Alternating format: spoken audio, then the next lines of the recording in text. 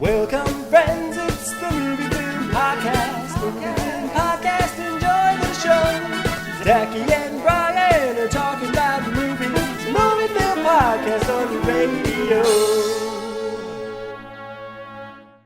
Welcome to MovieFilm. This is episode 126, brought to you by Mr. Boy Productions. My name is Zachy Hassan, and I am joined, as always, by my partner, Brian Hall. Hey, how's it going? It's going, man. We took a little break from the regular show, and we've got lots to talk about. We have lots of catching up to do. Yeah, life got a little busy, but in those moments, we still managed to see a few things and got some stuff to talk about. Well, let's get right into it. I mean, have you seen anything lately? Yeah, I've got a random one I wanted to bring up here. I think we've referenced it a couple times in the past, but I watched Dick Tracy again from 1990. Yes. Warren Beatty directed and starring. And this was one of those things where I'll just put this out there for people who are still sort of interested in Blu-rays. Every now and then I'll go on the site ain'titcool.com, and in their top right corner, I think it changes weekly, they basically... I love how you're talking about Ain't It Cool like this thing that nobody's heard of. No, I'm basically referencing as a thing I think no one goes to anymore. It's like the Statue of Liberty at the end of Planet of the Apes now. Yeah.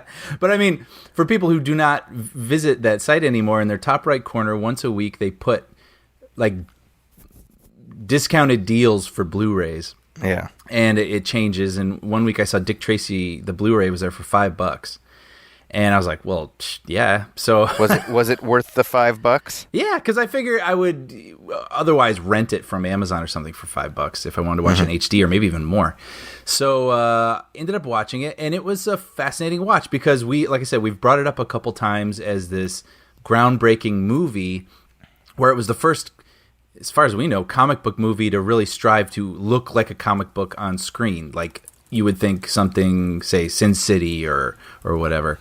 And it's interesting in the ways that it does hold up and in the ways that it doesn't hold up. When was the last time you watched it? Not too long ago, maybe a year or two. Okay, yeah. So it's funny because it came out in 1990, a year after Batman, and it's clear that Disney wanted this to be their Batman the following summer. Yeah. All the way down to the Danny Elfman score, which is an amazing, I think, forgotten Elfman score, by the way. And it's the most Elfman-ish. Like when I think of sort of quintessential Elfman. Yes. In very much that Batman vein. I mean, it's him doing his Batman without doing his Batman. Yeah, it could have been a rejected Batman score. Right. Right. But I mean that in a loving way because I really loved that era of Elfman. But it's interesting because there's absolutely no CGI in it. So it's basically just matte paintings and whatnot. And they limited themselves to only using like 5 to 6, 7 colors throughout the entire film.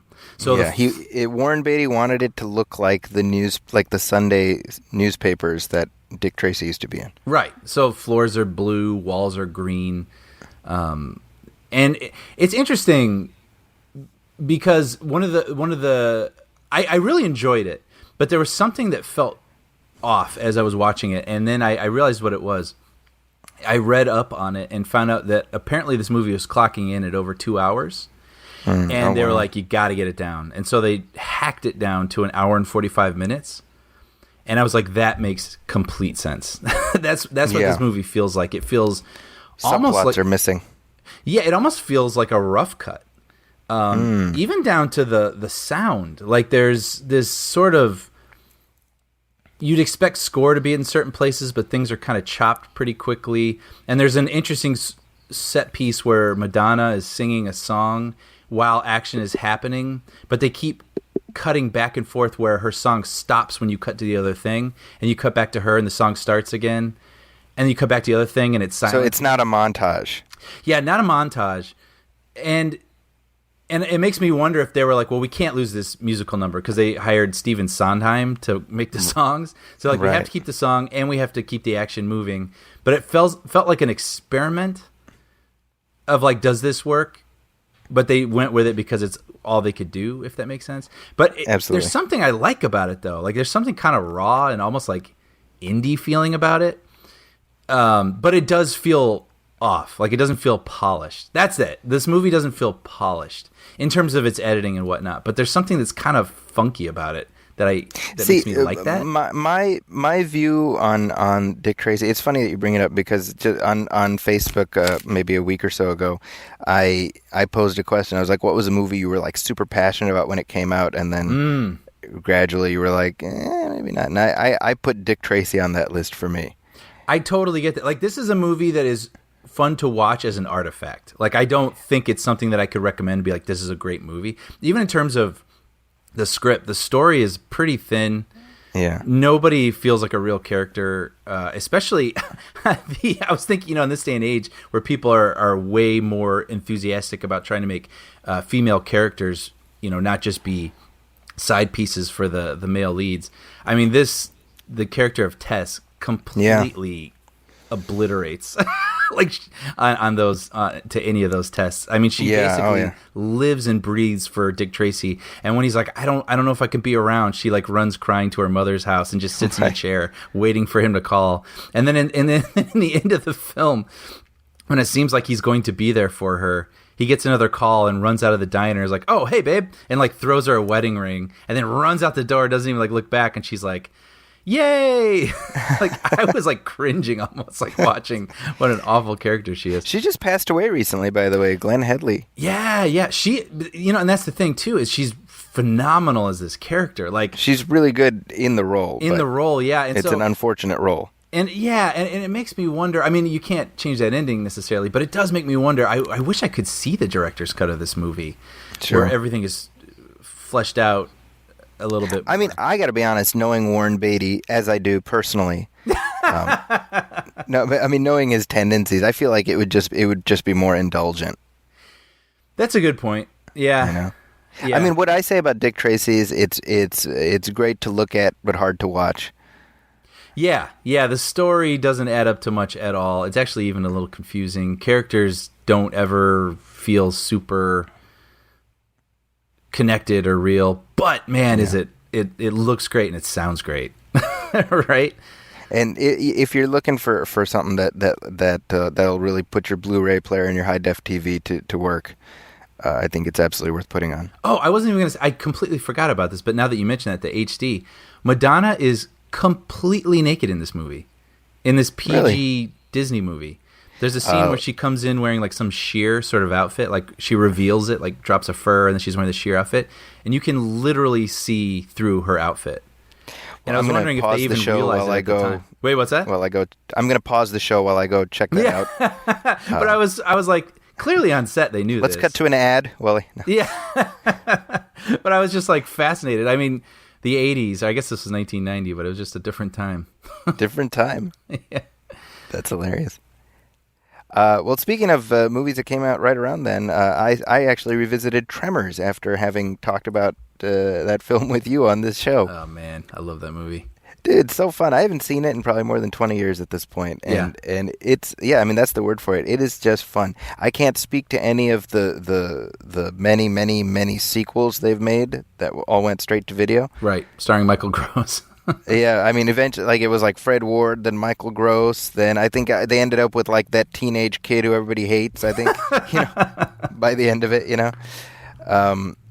But the first one, man, a lot of fun. It's a lot of fun. Worth absolutely. If you have not seen it, like, you're just looking for a fun night in movie, I watched it with my kids, and they were. I mean, it's like the perfect level of scary for like an 8-year-old or 10-year-old.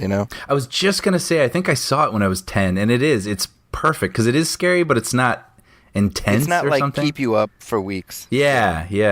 How do the monsters look? All these years later, they look like pieces of rubber, Yeah, but graboids. Whatever. Isn't that what they call them? Graboids, yeah. Yeah.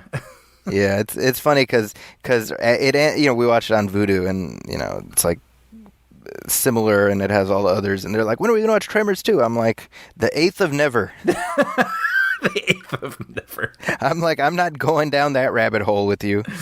I wonder. Well, even the second one wasn't theatrical, right? Like, it was a straight to I went video. I guess at the time they had Fred Ward, right? But no one else. Yeah.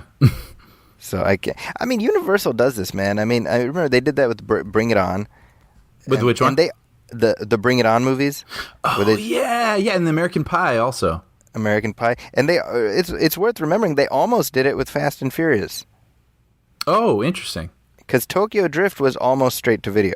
Oh wow, it could have been one of those Walmart discount bin. The only reason it was not straight to video is because they got Vin Diesel in it at the very end. Wow.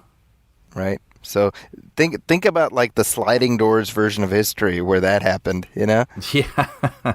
Where this multi-billion-dollar franchise is like on the shelf with Bring It On 18, you know?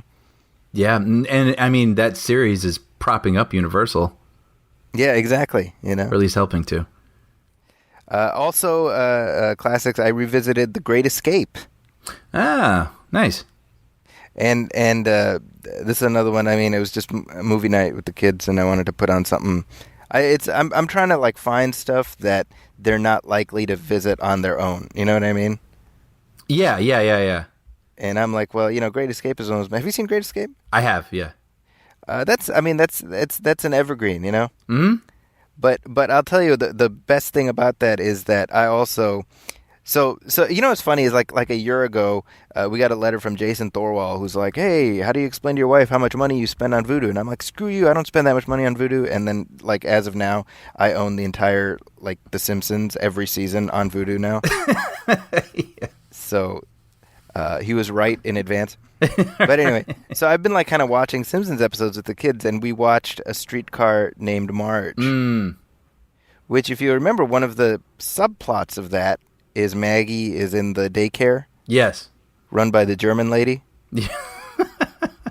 Remember that? Yeah. Oh, yeah. And so, just completely by chance, I forgot about it. But we had watched The Great Escape, and then like almost immediately after that, we watched this episode. And if nothing else, just the fact that the boys like understood the reference. That's great. Oh, yeah. So after because they play the Great Escape music as Maggie's trying to get out of here, and then they throw her a ball and she's in like the throwing it on against the wall. Yeah, she's throwing the it's like, hey, it's just like the movie, and I'm like, this is my new goal now is I want to show them everything they need so that they can appreciate the pop culture references in The Simpsons. That's like the goal I'm setting for myself now. That's funny, and that same episode references the birds at the end, right? That's right, the birds at the end. When they go... I remember not having seen that film when I saw that episode, and thinking, funny. I loved how unnerving and weird it was when he walks in there and every single baby has a pacifier in their mouth. Yeah. Making those weird echoey pacifying noises, and he's just like inching through them. And so funny. Oh, man. But moving on, we have a couple listener letters that I wanted to touch on real briefly. Brian? Let's do it. So this is from Jeff Jordan, who has emailed us about War for the Planet of the Apes, which, by the way, has underperformed at the box office. Yeah, that's too bad. But doesn't that tend to happen with the third film in trilogies? I mean... I always find that fascinating. People don't show up for the ending. Yeah, it's like you made it this far, you know? I mean, the last one cleared $200 million at the domestic box office. This one is probably going to be lucky to hit 140. Wow. Which would be even less than Rise of the Planet of the Apes in 2011, which is odd to me because everyone who sees it seems to enjoy it and the reviews are through the roof. So this certainly puts to the lie the whole Rotten Tomatoes thing. Right. You know, what also puts to the lie the Rotten Tomatoes thing is the fact that the Emoji Movie was not, there weren't like mobs with torches and pitchforks. We demand higher art. What's that? We demand higher art. Oh, people with pitchforks yelling. Yeah, I mean, people showed up. Right, and it has like 6% or something on Rotten Tomatoes. It's something that's still too high. I haven't seen it, but it does seem like people were reveling and taking that film down. Yeah, that was actually the reason that I didn't bother or writing a review, because I had already become aware of all the negative reviews. Yeah. And so I was kind of like, well, number one, I'm just going to go in with that in my mind already and be like, what's one more negative review at that point, you know? Right. Yeah, that makes sense. That's me. I'm tough, but fair. Yeah. But okay, so this is a letter for this. So this is from Jeff, and he says, since you're a lifelong Planet of the Apes fan, I'm assuming that's referring to me. What are some of the classic standby tropes that you'd like to see implemented in future films, and which tropes do you feel would be best left alone, either out of deference to the original material or simply because you don't see how they could work in the current films? And which ridiculous tropes from the originals do you feel could be cleverly retooled to work in future films? Personally, I feel that humanity's redemption or potential for redemption should be one theme that's worth exploring, seeing as how these latest films have employed many of the classic components in the hero's journey. So I thought that was kind of interesting. Like if they are going to continue on, which seems, I don't know. You know, if you would ask me 2 weeks ago, I would have been like, oh, of course there's going to be a next one. Now I'm like, I don't know. Yeah. I don't know. You know, I would assume, first of all, if they do continue on, I would assume it'll be something like they let it sit for a little while. Mm-hmm. And then come back with a new approach that still carries the ball forward. So they're not rebooting it. They're just like, we're further ahead now. That would be difficult, wouldn't it? I mean, without going into human confused by what's happening territory, but most humans are gone now. Yeah. So the planet is the apes planet, so to speak, now. So, I don't know where you go. Well, but here's the thing. I mean, I think that from where the last movie left us, it's pointing towards where we're headed, but it's not saying this is for sure where we are in terms of like the state of human beings. You could do the Terminator version, right? Yeah. Where everyone's underground. Yeah, you know, you could. I mean, there's nothing to say how long it takes for human beings to become animal-like.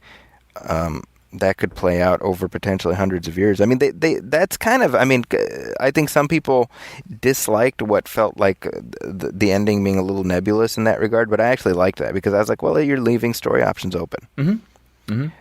So I guess that's what I would want. I'd want them to jump ahead. I want to see apes wearing clothes and sort of the development of ape society. And, you know, I want to see how they have strayed from what Caesar represented. You know, that would be interesting to me. And it should still be about the ape versus human conflict. In some way. I don't know how you do that. You know, I've said all along, I don't want them to even touch what we see in the original movie. So, although I think, maybe you and I talked about it last time, what might be interesting is to see something similar to the first movie, but from the perspective of the apes. Mm-hmm. That could be kind of interesting. Yeah, that's a good point, right? Where we're seeing it from their perspective of finding what they think is a dangerous threat to their way of life, instead of us being confused by everything and being on Charlton Heston's side. Yeah. You know, I mean that could be potentially interesting. Mm-hmm. Although again, I'm reflexively sort of hesitant about seeing them do that. Yeah, it would be kind of fun if they did have their own society and were living their lives. If we just did a day in the life sort of movie in that reality. You know, like a Save the Rec Center movie, but starring apes. You know? Apes trying to get into college, and the dean is like... Yeah. You know. Your bra bomb better work, nerdlinger. Yeah. Hey. Monkey House. Yeah, Monkey House, yes. Dude, you can go on forever. You can make the Monkey Great Escape. You can make... Well, they kind of did the Monkey Great Escape already. Yeah, that's true. This last one. Another comment here. This is from Greg Kirkman, and he's responding to our RoboCop commentary, which just dropped. And he says, for the record, Peter Weller did Naked Lunch for Cronenberg instead of RoboCop 3. Right. So that answered. You and I both had a collective brain fart at that exact moment. Yeah. Just as Verhoeven did Total Recall instead of RoboCop 2. Since those films are both minor masterpieces, I'd say both gents made the right choices. As for RoboCop 2, the fundamental problem with that film was the time factor.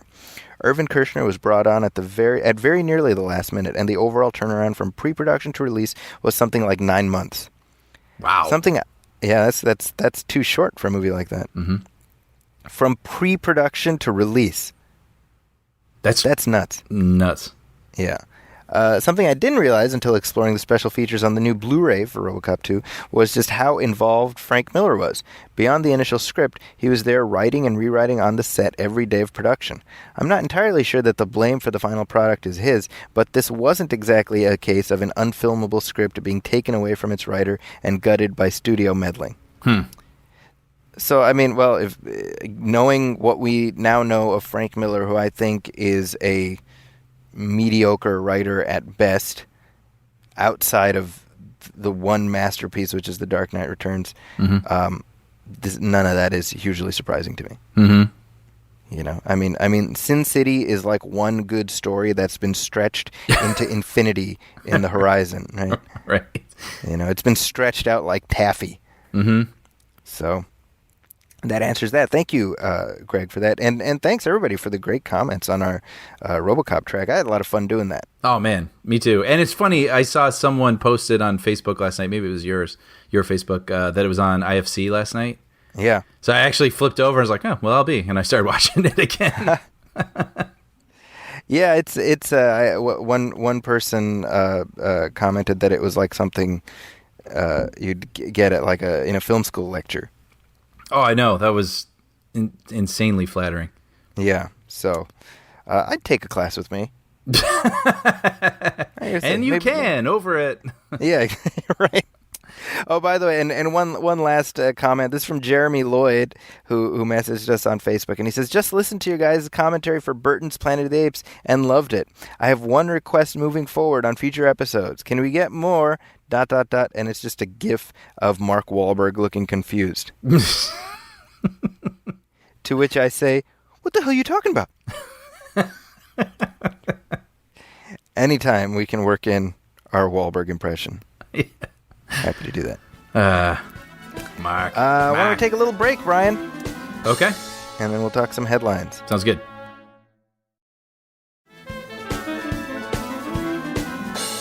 All right, we're back, and we have quite a few headlines. I mean, we took a little break, Brian, so lots of stuff to cycle through here. I think before we talk about the news, let's talk about who we've lost. Yeah. And my goodness, it's been sort of quite a few luminaries in the industry, people we admire, have passed away in the past few weeks. Just to start things off, George Romero died. Right. And you know me, I'm a big fan of his zombie movies. I would say that I'm a relative latecomer to the Romero oeuvre. I discovered his films about 10 years ago. Yeah, and to that end, I just really found his films through you. So, really? Yeah. I remember being at your place and you showing me at least one or two of them. Yeah, I think we watched Land of the Dead. That's my recollection. And he was 77. And I mean, when you really think about it, obviously we're going to sort of zero in on the zombie genre that he created, because what we think of as a movie zombie is a direct reflection of what he did. And it's either an extension or a reaction to his work. So, I mean, considering how omnipresent the zombie archetype is today in film, right? That's all because of George Romero. Yeah. It's all because of Night of the Living Dead, you know? If you haven't seen the original Night of the Living Dead, I do recommend watching it. Well, it's interesting. I think it's fascinating. Oh, sorry. No, go ahead. Then we'll cut that off. But I wonder, so he lived to see this sort of revival of the genre that he is known as sort of the godfather of. Yeah. So what were his feelings on that? Do you know? Well, I know he was not a big fan of The Walking Dead, the TV show.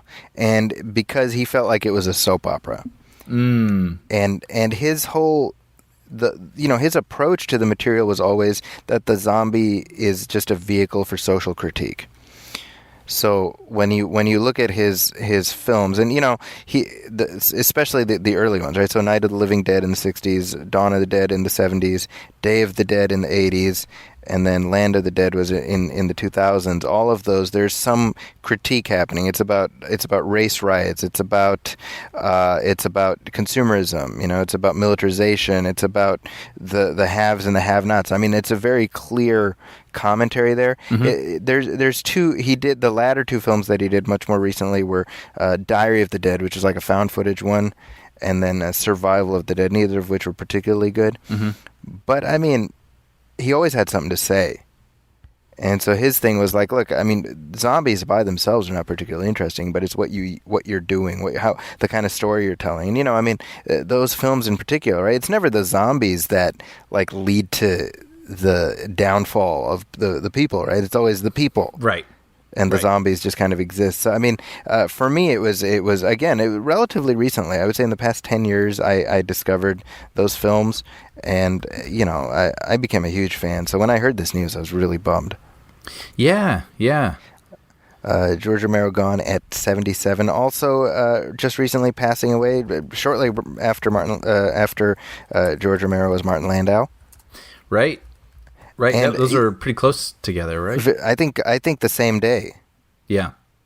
And I remember in 1995 or 96 when Martin Landau won Best Supporting Actor. When he won the Oscar for Ed Wood for playing Bela Lugosi, and I remember at the time people were like, oh, they gave it to him because he's old, and Sam Jackson should have got it. Mm-hmm.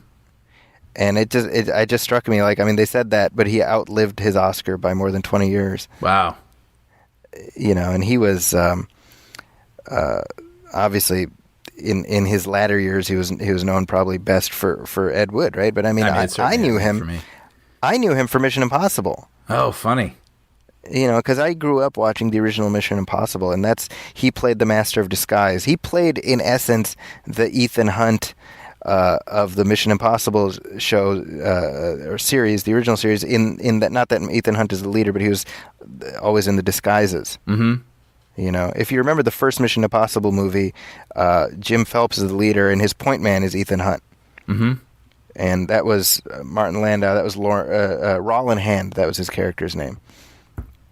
And he left that show after 3 years, and then in the 70s he was on Space 1999, and I mean he was in just a bunch of stuff over the years. But another, one of these like omnipresent actors, Yeah. I still remember in 1996 he went to the premiere of the first Mission Impossible movie, and that moron MTV VJ Kennedy. Yeah. Remember her? Yeah. She was like interviewing people going in, and so she's like, "Oh, like Martin Landau, like, what are you doing here?" He's like, "Oh, I was in Mission Impossible." She's like, "Oh, you're in the movie?" And he's like, "No, I was on the show." She's like, "There was a show?" And like, oh, really? I mean, you got if you haven't seen this, just go to YouTube, punch in Kennedy, Martin Landau. It is guaranteed the most cringe-inducing 5 minutes that you'll spend on YouTube today. Yeah. No matter what you watch. Yeah. It will be the most cringe-inducing thing. Yeah. No. Yeah. So that's an unfortunate chapter for Martin Landau. He got pretty testy, understandably. Yeah. You young people, no sense of history. Yeah. Also passing away, John Hurd. Yeah, that was surprising. Like one of those people, he's sort of locked into my head at a certain age, I think. Yeah. Right? Like I picture him a certain way, father from Home Alone and then also from Big. Right. Yeah. That was weird. Well, and it's crazy because in Home Alone, he was like 45. Yeah. Yeah, that's true. And, like we're not that far away from being the dad's age in Home Alone. Yeah, there was actually, I was watching Home Alone this past holiday season, and then I, out of curiosity, looked up how old Catherine O'Hara was when she made it, and was not pleased. She was like younger than us, wasn't she? Yeah, she was younger than us. Oh my goodness. Yeah. That's wow. Yeah. And John Hurd was 72. He was here in Palo Alto, California when he passed away, which is just down the street from me. So, but again, you knew you were going to get a certain level of performance from him. I mean, I always say this, right? The supporting actors who they're not always the glossiest, Mm-hmm. But like we count on them to sort of hold the whole thing together, and I think John Hurd was certainly one of those people. Yeah, they bring a thing that not everyone can bring. They bring the thing that they bring, and he certainly had that thing. That's deep, Brian. I know that's no obituary like the headstone for Bob Kane, but but Bob Kane is not around to write it. So. God gave Bob Kane a pencil. Dude, that was one of the most. When you pointed that out, and I'd never seen that and looked that up, I just, I was just rolling reading that. I mean, it's embarrassing, right? It is, and certainly after watching, what is it called, Batman? The Batman and Bill. I'm sorry, say it again. Batman and Bill. Yes, which is, you recommended it a few episodes back, and it is absolutely worth watching. I really, really enjoyed it. So, it's on Hulu. Yeah. Anyway. So, John Hurd, R.I.P. Yeah. This tangent about Bob Kane. Also, finally, this week we lost Sam Shepard, actor and playwright, and for me, he's etched in my memory forever as Chuck Yeager in The Right Stuff. Right. But I mean, again, he was 73, which is not that old. You know, I mean, John Hurd was 72, Sam Shepard was 73. It's weird. Yeah, Romero 77, right? Yeah, I mean, I don't know. Is it just me? That does not feel that old to me. No, and I feel like when we lost a handful of people several months back, too, it was all 75, 77, 70-something. David Bowie, things like that. It's, yeah. Yeah, it's I don't know. It feels like it's getting closer, you know? Yeah. There's a video you can see on YouTube where Matthew McConaughey was at the premiere, I'm assuming, for The Dark Tower, and the person interviewing him asked him for his thoughts about Sam Shepard passing away because they were in Mud together, and you can tell that was when he found out. Oh wow! Like he didn't know until this person asked him, and you see, it's kind of an incredible moment. I mean, you really he doesn't break down or anything like that, but you see him sort of processing this and just he's moved on. Oh man, genuinely upset. You know, that's interesting. Does that feel like like having that moment, all eyes on that moment? I mean, but you have to imagine that the person asking him didn't realize that he didn't know. Yeah, yes. I mean, it makes sense to ask for his thoughts on that. Yeah, but I feel a little bad that his reaction. Yeah, like he didn't have the opportunity to process that in private. Yeah, and then there's like a camera on his face, and yeah. I agree with that definitely to an extent, but I would say I think you know, it's a very human moment, to be honest. Yeah, I haven't seen it, so I don't know. Yeah, I mean, it's, you know, he's moved on. Oh man, you know, and then he just you know, he's talking about the experience they had working together. But I mean, again, Sam Shepard is one of these guys, man. I mean, he was just like, it was weird because like, not even a week ago, somebody online was like, tell me an actor, not Sam Elliott, somebody who, like, an older actor, you put him in a movie and they add gravitas. And I was like, Sam Shepard. And then, like, within 48 hours, I see this news and I was like, oh, damn, you know? Wow. You know, because, you know, not just The Right Stuff, but, you know, he was in a terrific version of Hamlet with Ethan Hawke, where he plays the ghost of Hamlet's father. I haven't seen that. Yeah, and you know, I mean, obviously his work as a writer too. You know, I've seen comments from people who had the opportunity to be in plays that he had written, and you know, his ability to put words together.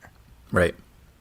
But again, you know, just we keep talking about this. You know, the older we get, we keep losing more and more of these familiar faces. Yeah. Yeah. You know. But moving on, we have a trailer to discuss, Brian. We do, indeed. I can tell you're excited for this one. I feel like this should go under the remakes nobody was asking for department. It feels like this one's been kicking around for a while, too. For a while, yeah. As a remake, well, it's here. We're talking about the Death Wish remake. This is, of course, remaking the famous 1970s movie starring Charles Bronson. I was going to say classic. I don't know. Is the original Death Wish considered a classic? I don't know. I mean, I feel it's like that might be overstating it. Prolific? Is that a thing? Well, I feel like there's a distinction to be made between the first Death Wish and the many sequels that came after it. Yeah. I mean, I think everyone knows what it is, and it's certainly become sort of a genre. Yeah. Not that it was necessarily the first of its kind either. I don't know. the angry vigilante genre. Yeah, it always leads at the film festival in Bronson, Missouri. No, I this wish is I was Bronson, dead. Missouri.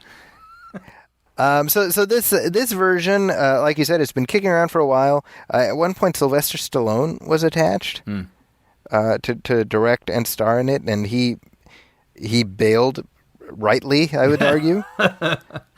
Joe Carnahan was going to do it at one point with Liam Neeson starring. Is this And I think pre or Liam post Neeson was- taken? Yeah, Liam Neeson was like, I did this 3 times already. Been there, done that. But here we go. It's directed by Eli Roth, and it stars Bruce Willis. So I saw Death Wish, directed by Eli Roth, and I was like, skip. And Yep. then this morning, Zachy's like, did you watch the trailer? And I was like, ugh. So I haven't watched it. Well, let's talk about this. Let's first play some of the audio. Okay. I love my family. But when they needed me most, 911, what is your emergency? There's men, they're breaking into my house. I think they're here. No. I failed to protect them. Dad, where's Mom? The men who did it are out there. So there's nothing that you can do? Is that what you're saying? If a man really wants to protect what's his, I want to buy a gun. he has to do it for himself. All right, Brian. So did this measure down to your expectations? This stars Bruce Willis, by the way, as the main character. He's Paul Kersey, Dr. Paul Kersey, Chicago-based I remember one time doctor. you pointed out a thing where they listed all of Arnold Schwarzenegger's characters' names. Yeah. It'd be kind of interesting to see all of Bruce Willis's characters' names as well, I imagine. Well, to be fair with this, I mean, this is the name of the character that Charles Bronson yeah, plays. I know.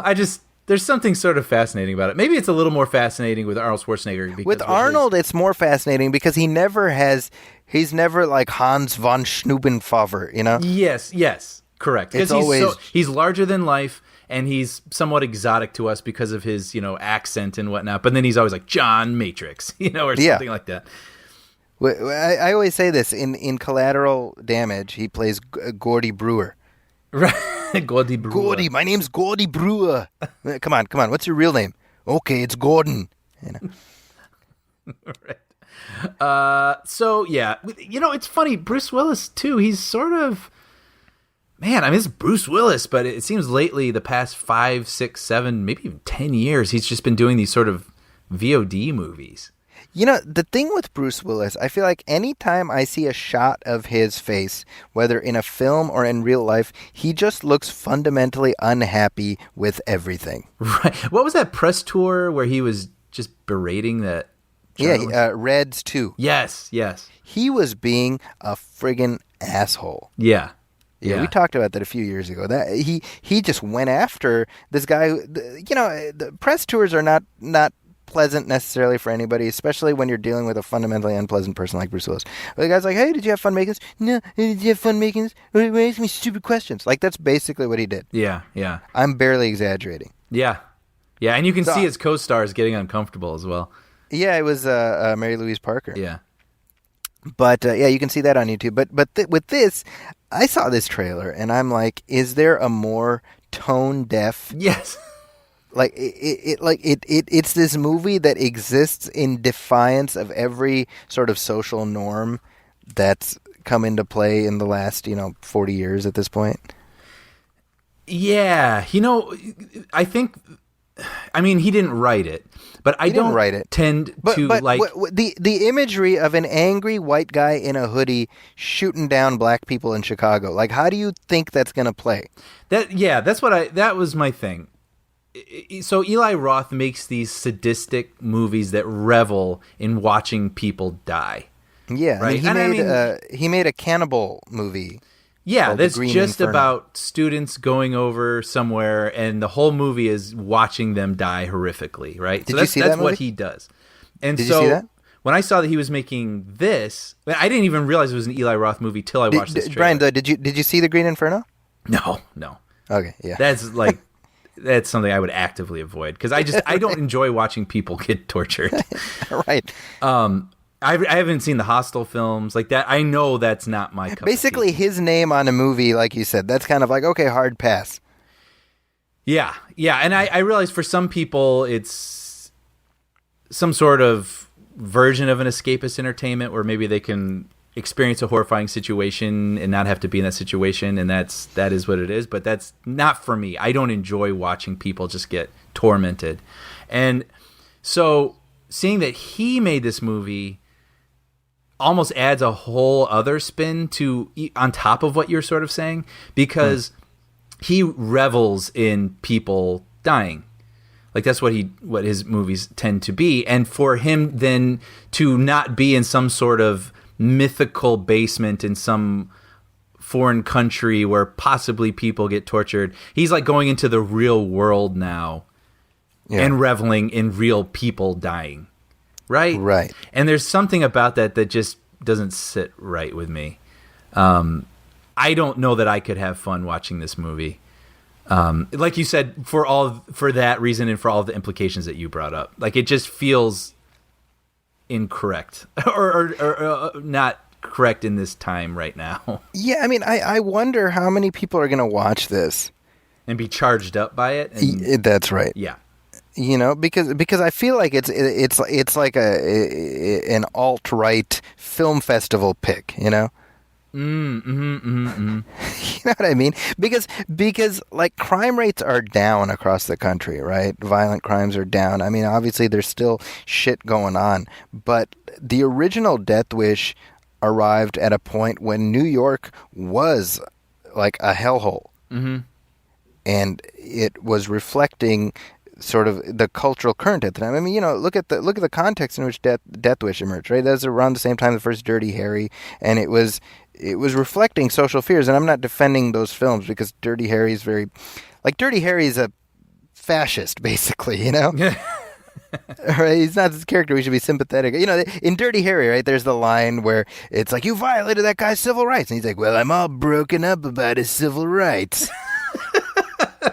I'm trying to eat. It's totally that, yeah. McGarnagle, right? Yeah.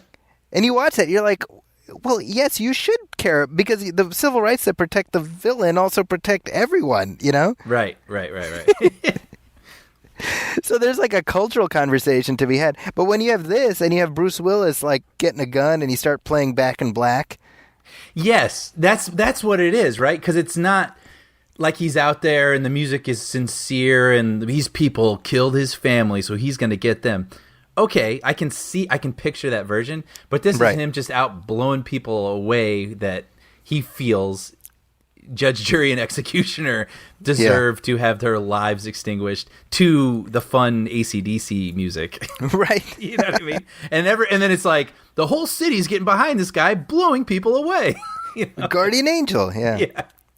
Yeah, I saw an article, I think it was on Cracked, where they were like, you know, people are getting upset about this trailer. You know what they needed to do was just put Bruce Willis in a mask, and then people will cheer him because he's a superhero.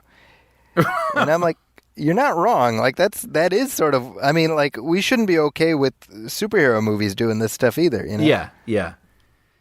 I mean, you know, you have the Punisher in the comics, and I mean that's I've said that for a long time. I mean, that's a character we should not sympathize with. He murders people. Right. That's not okay. Yeah, I mean, this is like one of those examples where like a sci-fi movie can possibly convey the message that you're looking for, and it doesn't have to be a, you know, direct analog to things that we're familiar with, or even a city that actually exists. You know what I mean? Right. But this just feels too of the moment, and like you say, tone deaf. It's the wrong statement at the wrong moment. Yep. But regardless, the Death Wish remake comes out November 22nd, 2017, which is just a few days before my wife's birthday, so I know what we'll be doing. That's interesting, because doesn't that feel also... So clearly it's a Thanksgiving movie. Yeah. What? You eat your turkey, and then you go out and watch... you watch the old white man kill a bunch of brown people. Right. I actually remember... This is just a random anecdote, but I remember I knew people that worked on the movie Faster, that Dwayne Johnson movie with the Rock. Yeah. Yep. And they were really banking on it, the company that put that out, and they put it out over Thanksgiving weekend, and it's this weird, low budget R violent movie, and I remember thinking, Thanksgiving weekend, what are you thinking? And it tanked.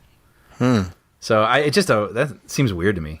It seems like a January movie or like an October movie or something. Yeah, it's you want to put that in like the Liam Neeson slot. Yeah. Which is like January or February.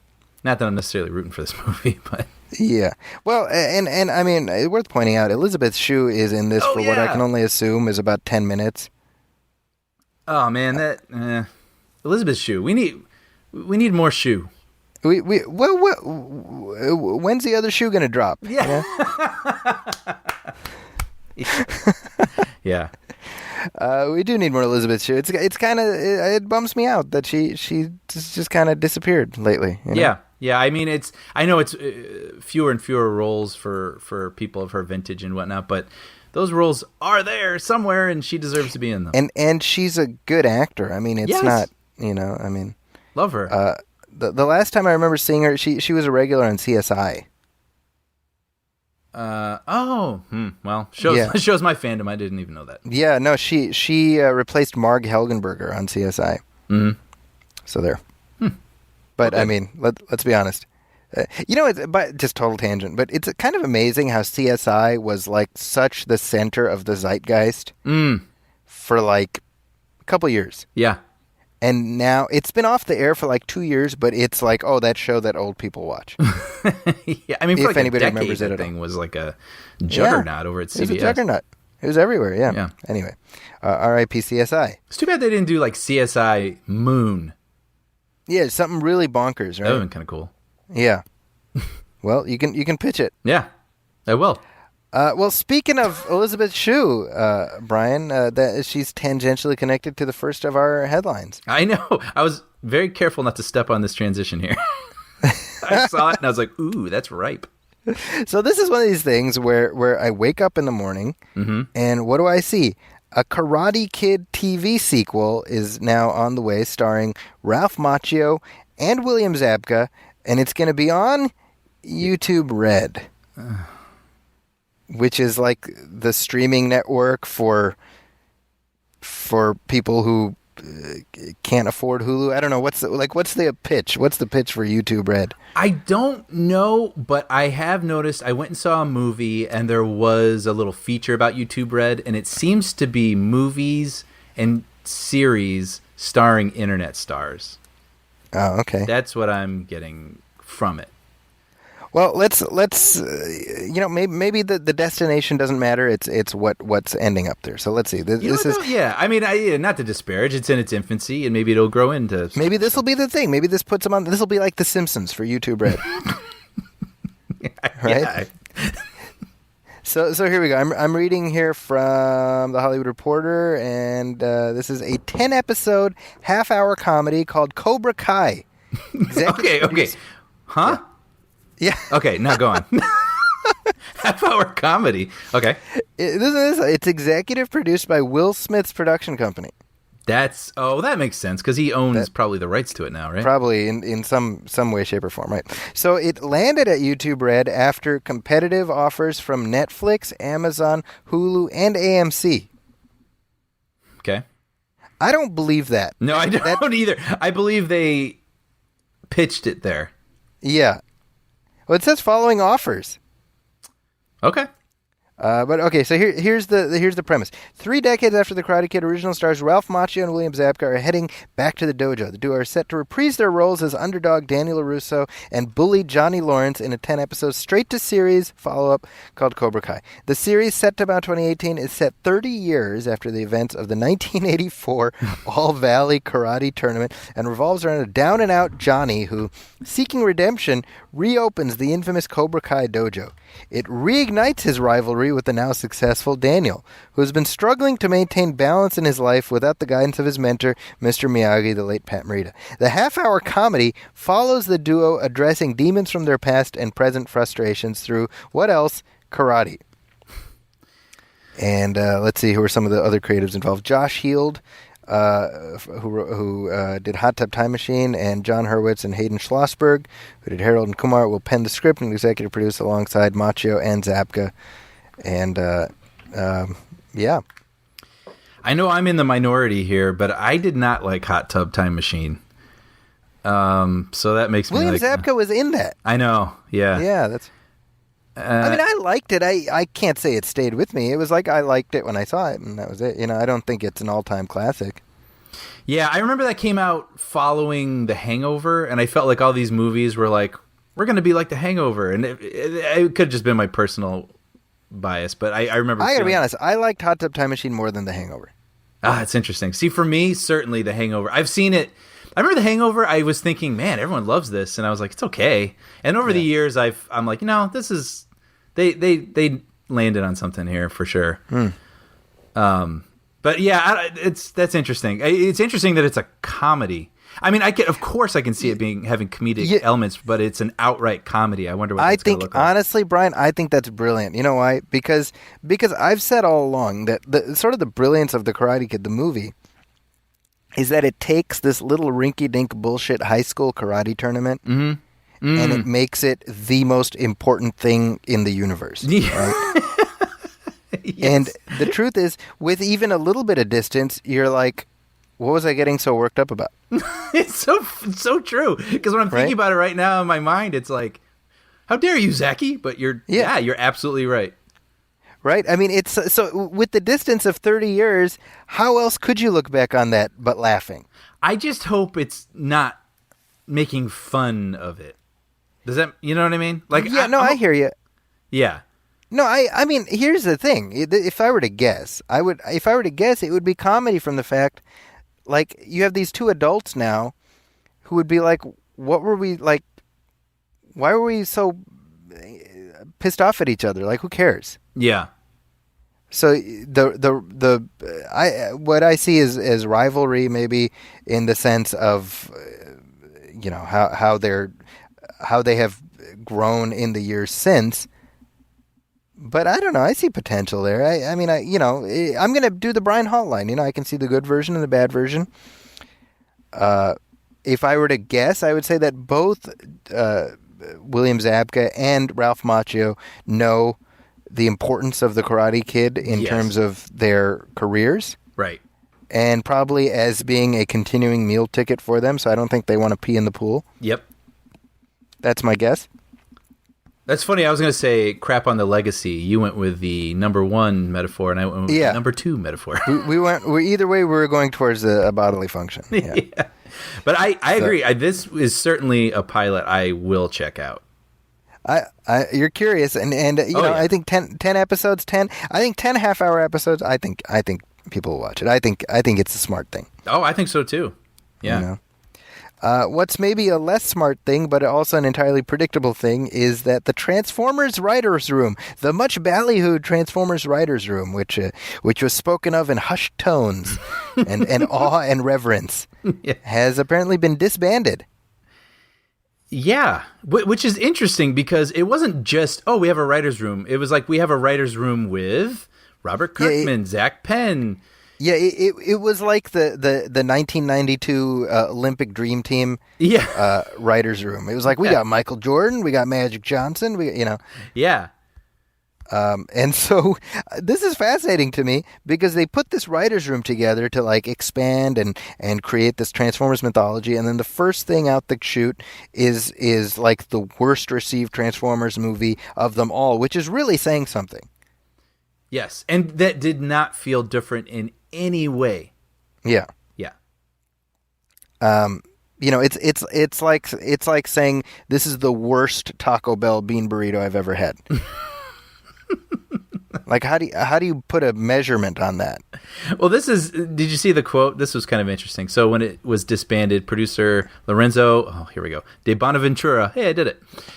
He said this: the writer's room, which was set up by all of us, was set up to explore the mythology more. It was set up for a few different reasons, but the biggest thing that happened in it was they expanded the mythology of Transformers in a way that allowed us to go to King Arthur. There's different areas, like we've examined World War II. So, etc. So we had all of those people in there, and they're touting that the biggest thing to come out of it was like it allowed us to open up our minds to set it in King Arthur times and World War II. Yeah, thanks. I could have done that for like a third of the price. That sounds like a pitch. Like, well, what if they were around for King Arthur and then we're there for 10 minutes at the beginning of the film?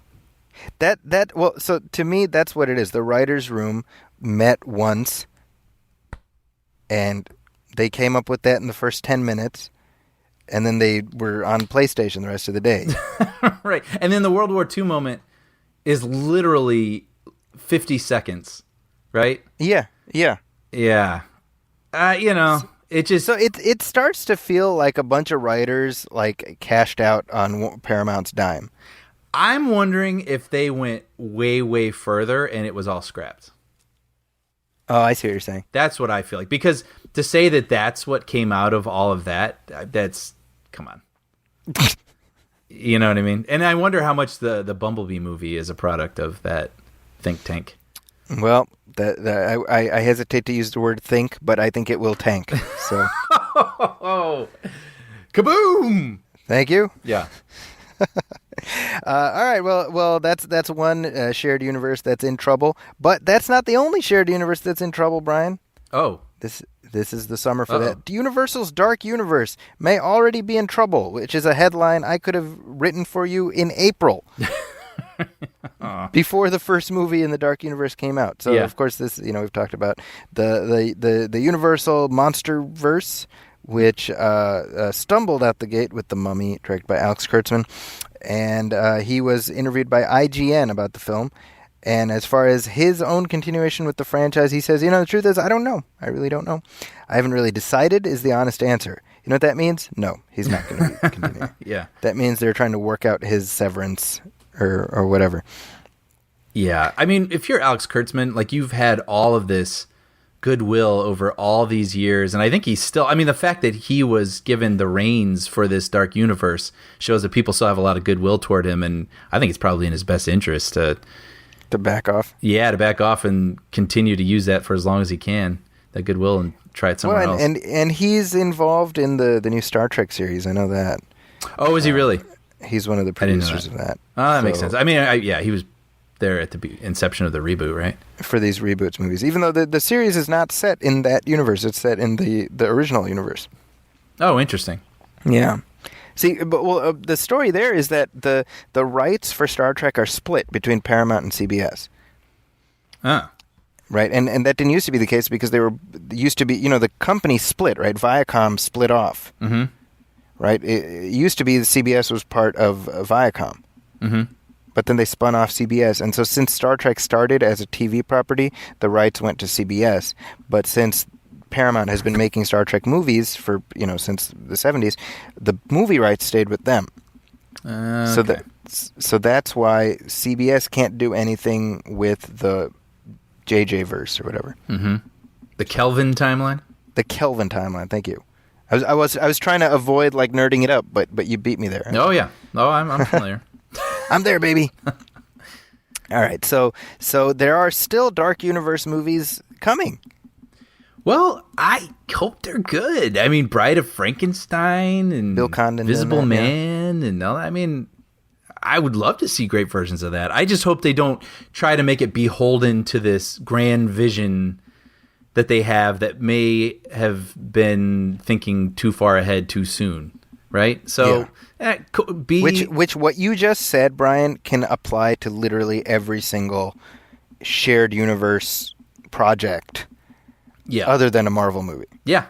Yeah. So, I mean, hopefully you are willing to admit your mistakes, course correct, and have some good films coming up ahead. Yeah. I'm telling you, the key is, number one, make them scary. Number two, don't spend ridiculous amounts of money. Mm-hmm. Mm-hmm. Make them mid-budget movies with mass appeal that are going to be scary. And not gory scary, like just scary. Yeah. That's that. Why aren't we in charge, Brian? I don't know. I don't get it. Other news. Now, this is something interesting. Now, you're an HBO user. I am. And HBO was hacked. This is crazy, right? I mean, we had the huge Sony hack, which became world news. Yeah. that always cracked me up that the interview became world news. Obama addressed it. Right. At the time. And then we had the Netflix hack recently, which was sort of a fascinating, if people want to look up the story of that is interesting because it was a post-production house that was hacked, their servers, and they took a lot of shows like Orange is the New Black, things like that hadn't been posted yet. and put them out there. And then now HBO has been hacked. And it's interesting because I feel like I'm not hearing as much about this as I did with the past ones, and I don't know if that's HBO's power trying to mute it a little bit. But this is the biggest hack so far. Where 7 times. 7 times the amount of content that Sony was hacked. So what has been hacked? Apparently scripts and episodes of upcoming Game of Thrones, Ballers, Room 104. Apparently Ballers and Room 104 has already had episodes leaked. And you know why nobody's talking about it? Because nobody watches those shows. Yeah. Well, Game of Thrones is their crown jewel currently, and that they have leaked scripts apparently so far, and are threatening episodes. But a lot of people are worried about emails. Oh, sure. I mean, can you imagine? I mean, let's be frank. I mean, with the content of their shows and the things that they clearly aim for and titillating and blah blah blah blah blah. Can you imagine what the content of some of these emails must be like? So, yeah. You wonder, more of this, less that, blah blah. So I don't know. This one is a story that's still unfolding, and I'm kind of curious what's going to happen with it. And it's kind of a frightening prospect, right? I mean, if HBO has been hacked and Sony's been hacked, I mean, everyone is vulnerable. And what does this mean? If these episodes of Game of Thrones get posted, will people watch them? I know I wouldn't, honestly. I'm happy to. Yeah, but you're in the minority. I'm willing to wager. I wonder. I do. I mean, I know it sounds maybe a little naive, and I'm certain people will watch them. But I wonder the numbers of people that will watch them, and I wonder the impact that it will have on HBO. And I'm not, in saying that, I also don't want to make it sound like it's not a big deal, because it is. But right. I'm curious. I'm curious to have someone do a retrospective on all this, like a year down the road, and see what it all meant. Right. Yeah, no, it's crazy. I mean, it feels like we're hearing about this type of stuff happening more and more lately. Yeah. So that's kind of an unfolding story. Yeah. But we got some new releases to discuss. But before we do that, let's talk some Star Wars news. Let's do it. Cue the music. Well, we have most of the Star Wars news involves Ron Howard now with the reins for the Han Solo spin-off movie, right? And, yeah, it's Lord and Miller have dropped down the memory hole. The memory hole. Yeah. Yeah, and we have not heard much from them. Not that we expect to, but I mean, they've probably got like an NDA or something, right? Yeah. I can only imagine. Yeah. And we didn't write this down to talk about this, but I read somewhere that someone was wondering why they were asked to leave at the time they were, because it seemed... Oh, I saw it. Yeah, because the 90% thing, right? Yeah, there's a whole DGA thing where if a director is involved with between 90% to 100% of the film, they can't be kicked off it unless they've done something completely egregious, and they can't be left out of post-production and whatnot. And apparently they were kicked off at 85% completion. Really? So it was definitely thought through, it appears. Wow. But Ron Howard, in doing the Han Solo movie, he is going to be reuniting with someone that he worked with 30 years ago and will be working with again, and that person is Warwick Davis. Yeah, Willow, which Ron Howard directed for George Lucas back in 1988. Have you seen Willow? Willow is the first Ron Howard movie I have memory of seeing. I've never seen Willow. You've never seen... Really? Yep. Never seen Willow. Well, that's... Like, I'm not going to recommend it. I don't think it's a very good movie. It's one of those weird movies that I sort of have in this imaginary back pocket of mine where I'm like, I can't believe I've never seen a George Lucas produced movie. And someday, if I see it on Netflix, I'll have to check that out and hopefully kind of enjoy it. So you're saying that? Yeah, I mean, the DVD is like out of print now, and I think it goes for like a few bucks online. But like, I can't. I don't think you're missing out on anything, you know. And maybe I'll inspire some hate from our listeners. I think whatever affection people have is entirely through nostalgia-colored glasses.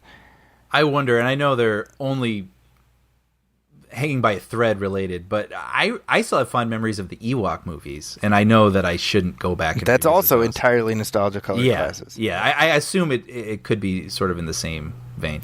Yeah, I mean, it's got a really nice score by James Horner. Yes, which I remember. I mean, that's one of those scores that gets reused a lot. I think You see it in trailers all the time. for years. You're in trailers. Yeah. Val Kilmer's very good in it. Warwick Davis is good. Like everyone's good in it. It's totally fine. It's just not something. I don't have a particular wellspring of affection for it.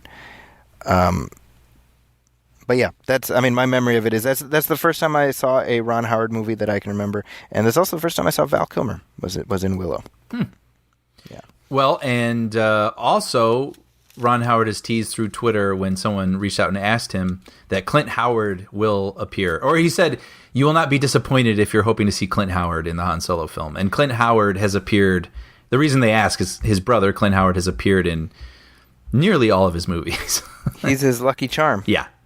Yeah, he's been in just about all of them, right? Yeah. So. Well, I'm looking forward to the Han Solo movie. A lot of people are hating on it. They're saying it's unnecessary, whatever. I'm hoping it'll be amazing. Hoping for the best. It's gonna happen. This Disney bought this thing. We're gonna get Star Wars movies till we're blue in the face. So hey, I hope it's good.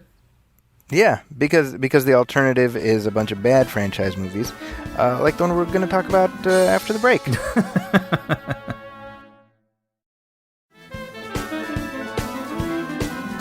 Okay, we're back, Brian, and we got a couple new releases, and I figure, The Dark Tower is out. It's in theaters right now as we're recording this. It's brand new, but we also have not talked about Dunkirk, and I was thinking, well, I don't think we really need to spoil Dunkirk. Maybe we can. You have seen Dunkirk, right? I have. So maybe we can just have a general discussion about that. It's been out for a few weeks now, and I know that some people have been sort of waiting to hear our thoughts on it. So why don't we do like a non-spoiler conversation about Dunkirk real briefly, and then we'll get into Dark Tower, and we can sort of spoil that. Mm-hmm. What'd you think? What'd you think of Dunkirk? This is Christopher Nolan's. It's his latest, and Christopher Nolan is kind of an interesting cat because he inspires a lot of adulation, reflexive adulation. And the truth is that I tend to like Christopher Nolan movies, so maybe I fall right into that. But whenever there's a new, I can't think of other directors other than like Spielberg, etc., who I'm like, oh, so-and-so's making a movie, I want to go see it. I truly believe he's the Spielberg of the 21st century. Wow. I think so. And that's high praise. And I mean that even, let's not say, it's always like weird when you say someone's the Spielberg of anything. And what I mean by that is I don't mean that necessarily he's making movies that are as good as Spielberg, but he is the go-to top-notch blockbuster filmmaker who's allowed to do a little bit more, to experiment a little bit more, and clearly has a voice of this century so far. Does that make sense? Like I get it. He has a persona. his films all have a persona, and I think I just like to say, I personally am the Spielberg of making eggs for breakfast for my kids. Well, remember when everyone was calling Shyamalan? I think Time Magazine or something, or Newsweek called him Newsweek. The next Spielberg. I'm not saying he is replacing Spielberg, but it's just he's like he's the Mercedes of blah blah blah. He's the Cadillac of you know what I'm saying? Like well, the thing with Shyamalan is once they said that on the cover of Newsweek, I was like, oh boy. Yeah, I remember he had a quote that I'll never forget where he said, "I know Spielberg's secret." And and that quote is like asinine enough, but when you imagine it in his voice, it's like so much worse. I know Spielberg's secret. Like that's exactly how I was hearing it. I'm sorry, Father. I mean, I feel like I might too, for whatever that's worth. Don't say it. But I'm exactly. And I'm a little curious what he thinks it is. I think, circling back around to Nolan, I think Nolan has been masterful in managing his mystique. Yes. Right? In that he clearly, he has a persona that he is at great pains to preserve, and it's the way he dresses, it's the way he talks and stuff. I mean, I think that is managed, but he doesn't do the Shyamalan thing, Yes. where he toots his own horn. He kind of lets other people do the tooting, if you know what I mean. I was listening to the DGA, I forget what it's called, Director Something podcast, and they have these screenings, and then a director interviews the director of the film they just screened. Oh, sure. And this is like Edgar Wright and Christopher Nolan, Yep. I think, right? And they were talking about Baby Driver, and it was, speaking of Nolan's persona, it was fun hearing him love Baby Driver and talk to Edgar Wright and laugh and ask questions and be curious about his process. It's just not something you would imagine him doing, and it sort of humanized him a little bit for me. Yeah, because we don't think of him that way, right? Yeah, we always think of him as like wearing the black suits and Yeah. I think that's interesting in and of itself, because again, very few modern filmmakers are stars. Right? And so with that in mind, I mean, I went into Dunkirk not knowing anything. And it's funny because my dad, he's like a big World War II buff. So he's like, hey, why is everybody talking about Dunkirk? And like my dad doesn't talk about movies with me. And I'm like, oh, there's a new movie coming. He's like, oh, I think I want to see that. And I showed him some of the trailer. And he was like kind of telling me what happened at Dunkirk. And I didn't want to. I was like, stop talking, because I didn't want to. Oh, yeah. I'm like, shut up. But I was actually grateful for that context because I knew nothing going in. And I experienced the movie on a completely visceral level. I watched a 70 millimeter screening. And True and IMAX, is that what you're saying? No, it was not IMAX. It was 70 millimeter. Okay. So it was the image was very crisp and detailed. But the movie ends, and it took me maybe like, the drive home for it to fully sink in. But by the time I got home, I was like, this is amazing. I mean, I thought it was one of the best movies I've seen this year. I totally agree, and I had the exact same experience as you. I think I had seen that people were calling it a masterpiece. Yeah. And I had seen that some people weren't digging it. And so I went into it with those things sort of swirling in my head, which I always hate. But about 30, 40 minutes in even, I was still like, I don't know what I think about this. And I walked out like that was good. And then, just like you, it took me the drive home and processing it. And I saw it with my brother, and we talked about it. And then my conclusion was like, oh, wow, that was amazing. Yeah. I think as we talk about Nolan, the filmmaker, I have started, I mean, I think I've already realized these things, but I have started to realize his quirks a little bit. Absolutely. And there's plenty of those in this. Yes, and those things are great, and they're also a little baffling sometimes. Yeah. His editing style is a little weird. And I don't even mean the timelines thing, just his cutting. Although I gotta say, I mean, we should say Yes. that. I mean, the film, so it's depicting the events surrounding the evacuation of Dunkirk, and it does it in this way where you have three parallel storylines intercut, but each is they're not set concurrent to each other. No. And so the land part is depicting like a week, the sea part is depicting a day, and then the air part is like an hour. I think that's right. Which right? I fortunately knew that going in. And I had no idea, and yeah, I feel like you need to know that. I think you do too. I was going to say, I don't feel like this is a spoiler. I think it's helpful to know that because my brother was confused. And then it was like 45 minutes in before I realized that these things weren't connected. Right. And I've listened to other podcasts and these other reviewers who are like, they were confused also. So I was like, okay, that it is helpful to know that going in. And it was one of those things where I was sort of like, why did he do that? And yeah. But then as I was processing, I realized how brilliant it was. I think it was brilliant. Because if you're going to the moment on the beach, the story on the beach takes place over a week. Right. And how do you tell that story in 2 hours? I mean, a lot of it's waiting around and anticipating being bombed. And then waiting another couple of days and anticipating being bombed again. So finding And then you have the people who are trying to protect them by air, and that takes place over an hour. And then the way that he sort of wove those things together in a way that still I was able to track with each story, but it moved as an overall narrative completely together. How those stories do combine, it's masterful. I thought it was masterful. I mean, would you agree? Yeah, I mean, I think that I don't know how you convey to the audience, like it kind of does at the beginning where it's like the mole 1 week, but you don't know what that means. By the way, yeah, I was like, who's the mole? Right? Yeah, I mean, so it's, I don't know. I mean, it's kind of like that's why it's like, well, do we want everything spoon fed for us, or do we want to let it all unfold gradually, and then you allow yourself to see the pieces as they all come into to cohesion. So I certainly didn't mind that. But it was definitely something where at the beginning I had no idea that this was not all happening concurrently.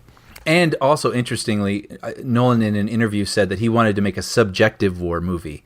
So we're never in a room with generals explaining what's happening and when. Yeah. We know as much or as little as the characters in the film. Yeah, and that's brilliant. And also, we never see the Germans. Right. I think they're referenced once. Other times, they're just called the enemy. Yeah, and I mean, other than seeing the planes, they're not characters. Mm-hmm. And I think that's really important. I mean, it's a war movie that's about the experience of being in it without the gore and the viscera. I mean, it's not an Eli Roth war movie. Yeah. But just, and I mean, yeah.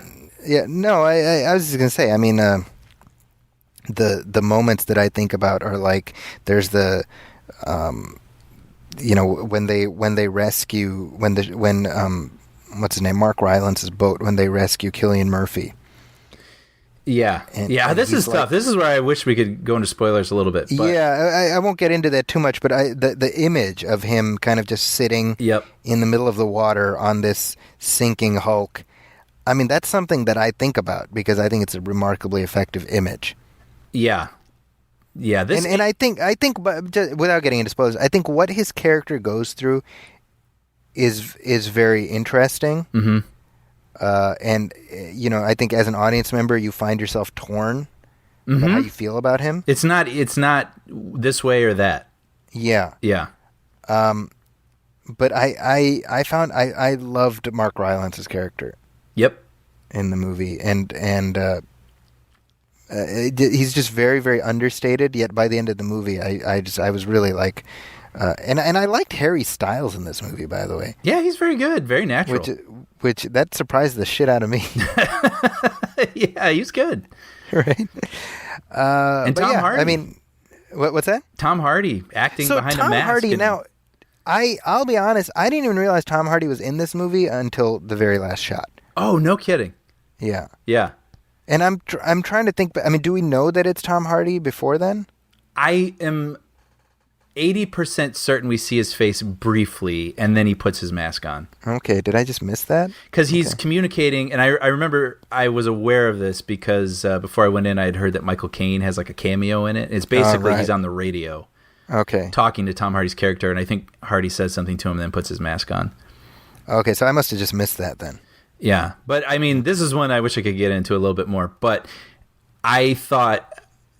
I saw it on a true IMAX screen, and all of his stuff was just unbelievable. I mean, it's dogfights in these World War II Spitfire planes, and it is handled in such a way where you truly, as much as one can, let me say that, understand what it would be like to have a combat in the air. Like, these planes don't move like TIE fighters, as they do in a lot of other World War II movies where they try to cut it and make the action a little bit faster. I mean, you shoot at someone and then you got to turn around, and you shoot all this machine gun fire and you're probably going to miss most of the time. Right. And it was thrilling in a whole new way, experiencing it that way, where it's a little bit slower and more like, oh crap, you missed, now you got to turn around, and on IMAX, seeing the sky above and the water below. I mean, it was thrilling. And then his whole journey is just, people say that Nolan is an emotionless filmmaker, but I teared up at least twice during this movie. I disagree with that. Yeah. And I don't know. That's become like kind of like shorthand. Yeah. Like, Marvel Studios movies are all just comedy, you know? Mm-hmm, mm-hmm. Like, it's demonstrably untrue. And, I've said before, I mean, I got very emotional watching Interstellar. Mm-hmm. Yeah.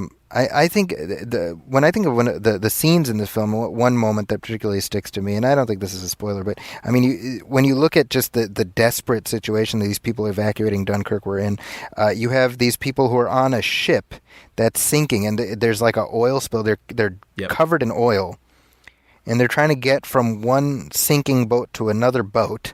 They're trying to swim across, and then a plane crashes and explodes in the oil. Right. So these poor folks who are in there just burn to a crisp like that. Yep. I mean, that's haunting. Mm-hmm. You know? Yeah. But, good stuff on Dunkirk. I mean, is there anything else you want to mention about that? No, I really, really loved it. And I actually thought it's something that I wouldn't watch again, but talking about it now, I think I would like to see it at least. You know, it's funny because I've talked to people who are like, I'm going for my third. Oh, wow. And I'm like, wow, really? Yeah, because I'm kind of with you where it's I'm not opposed to watching it again, but it's not something like, I just got to go see it again, you know? Yeah, I think because the first time is an exploration. You are having this movie unfold without holding your hand. Sure. And then now that I have processed it and enjoyed now that you know experience, about the time differences. Yeah, I would like to see it again with a different perspective, and I think it would be worthwhile. Yeah. All right. Well, moving from the sublime to the ridiculous. Let's talk about what is, I guess, kind of the final big movie for the summer, right? And we're talking about The Dark Tower. This is the long in coming, more than 10 years in development adaptation of the Stephen King book series. The first book, by the way, from Stephen King, 1982. Wow. I did not know that. The first of the Dark Tower books. Mm-hmm. And there have been 8 of them. So, hugely popular series, and so Sony picked up the rights. There's, I guess, your first red flag. And they got this film that is 90 minutes long. There's your second red flag. And it's directed by Nicolaj Arcel, who, I don't know if that's a red flag. I'm not familiar with his work, to be honest. Well, and this is no knock against him, but I mean, it went from J.J. Abrams to Ron Howard. People kept starting this film and then stopping this film and starting this film and stopping this film. So it's something that's been through many hands. I think trying to crack the story has proven a nigh insurmountable task, and clearly, well, in my opinion, I mean, they have yet to surmount it. Mm-hmm. Now, I think a little, peek behind the curtain here. I had to really twist your arm to go see this movie. This is true. The behind the scenes wrangling, it was like me trying to negotiate to get a star to do my TV show, where I was like, you're going to do this, right? I'm sending the contract, just sign it, right? Because every once in a while I'll be like, Brian, you got to watch this. And then Brian at the last minute's like, I'm not going to watch that. And I was like, if I'm watching The Dark Tower, your monkey ass is watching The Dark Tower too. This is the thing with this movie. And I think this all ties into where we're going with this. The whole concept of this film, I've not read the books, but the whole concept of another world where there's this gunslinger and monsters and they come into our world, that is a Brian Hall special. That is a Brian Hall special. And even 10, 15 minutes into this movie, I was like, 10-year-old Brian is loving this. Sure. But this is, for me, like an Amazon streaming movie. Yeah, and I'm not saying the result. I'm saying pre-seeing it. I was like, that's something I'll watch streaming on a Friday night someday. And okay. I've been super busy. That's why we hadn't been able to do the podcast in about 2 weeks or so. And I was like, just being forced to go see this movie felt like a chore. Yeah. But I'm glad I saw it because I think we have a lot to talk about. Well, so here's the funny thing. Okay, so I'm watching the movie. Okay. I watched it Wednesday night, and Brian was going to see it Thursday night, and I'm watching. I'm like, what is this like? This reminds me of something. What does this remind me of? And I'm just like, the whole time I'm watching it. And, you know, the premise of the film, you have this kid who has these visions of this other world, and he imagines this hero, and then somehow he makes his way into that world, and he connects with that hero, and then he brings him back to our world. I'm like, what is this like? What is this like? And then the movie ends, and I'm like, it's The Last Action Hero. This is the last act. I was like, this is a serious version of The Last Action Hero. Mm-hmm. And that's like my mental thought. So I'm driving home, and I give Brian a call. I'm like, hey, I just got out of the Dark Tower. And I'm like, you're going to watch tomorrow, right? He's like, and Brian says, you know, I feel like I'm going to be watching like The Last Action Hero tomorrow. And at that point, I stopped the car and I felt the quickening, like in the Highlander, you know? Because, but did you feel that? Is my question. The quickening? Oh, yeah. No, well, that too. But no, The Last Action Hero. Yes, I was getting that impression from the trailers, and that is what I felt for the exact reasons that you said. I mean, obviously it isn't. I wish the kid had been as enthusiastic as the boy in Last Action Hero by all the amazing The Last Action Hero, by the way, yeah, I feel like we should contextualize, because I don't know how many people remember. Oh, sure. Action. Oh, you mean not everyone has seen Last Action Hero? Yeah. So The Last Action Hero came out summer of 1993, and it's directed by John McTiernan, and it stars Arnold Schwarzenegger as this movie character called Jack Slater. And this kid, Danny, I think it's Danny, right? It's if it's not, it should be. Yeah, it's got to be. Billy or Danny, one of these things. So he, like, this kid who loves him ends up in, like, the movie world with Jack Slater. Yeah. And he goes on an adventure with him, and then he ends up bringing him back to our world. And hilarity ensues. Mm-hmm. So that's kind of basically what they do in the Dark Tower movie. Albeit with Idris Elba and not Arnold Schwarzenegger. And instead of being a movie character, this is a character that he keeps seeing in his dreams. Yes. Yeah. So you have not read any of the books? No. Did you go in with, did you like read up before watching it? No, I was tempted to, but then I wanted to just experience what they were going to present to me. Right. Yeah, kind of me too, yeah. Yeah. So, like, I mean, just my reaction, my non-spoiler reaction. Yeah. I was, the best thing about the movie was that it was 95 minutes long. And I got to get home at a reasonable hour. I walked out of the theater with a smile on my face because of that. Nothing about the movie. You know, that being said, Idris Elba is terrific. Yes. Oh, this could have been such a great character for him. Yes. He does everything that's asked of him. I wish they'd built him a better boat. Did I say that last episode? I feel like I referenced that. I don't know, maybe. You and I, man. We share a shine. Which, by the way, I think this is interesting, right? Because Stephen King, has this like shared universe of his books. Which I did not know. I did not realize I didn't either. Yeah, and that's what this Hulu series, Castle Rock, is meant to evoke. Mm-hmm. But so the devil character in this movie, played by Matthew McConaughey, the Man in Black, that's the same devil in The Stand. Right. And the girls from The Shining apparently are in this movie. Are they really, or are you joking? No, seriously. They're alluded to. I don't know if it's supposed to actually be them. There's twins in the first minute of this movie playing a hand clap game. And How they say, come play with us, or something like that. Oh, wow. Yeah. Well, and The Shine. Yes. The boy in this movie has shine, just like Danny Torrance. Yeah. And then anyway. there's a back room in a gun shop, and there's a Rita Hayworth poster on the wall. See, this is all fascinating. Yeah. It's in service of a mess of a movie. I mean, I don't know. I mean, it was completely predictable and completely impenetrable. Yeah. My main takeaway is this. There were some moments I liked in this movie. Sure. There's I don't know if it matters. Do we want to spoil it? But this movie is not done. Like, they released a movie that was not finished. Clearly. Yes, that's the problem with this movie. I mean, without knowing anything, I can tell you they chopped probably 45 minutes off of it. They clearly chopped 45 minutes off. They shot things to fill the holes in the boat. Yeah. And it's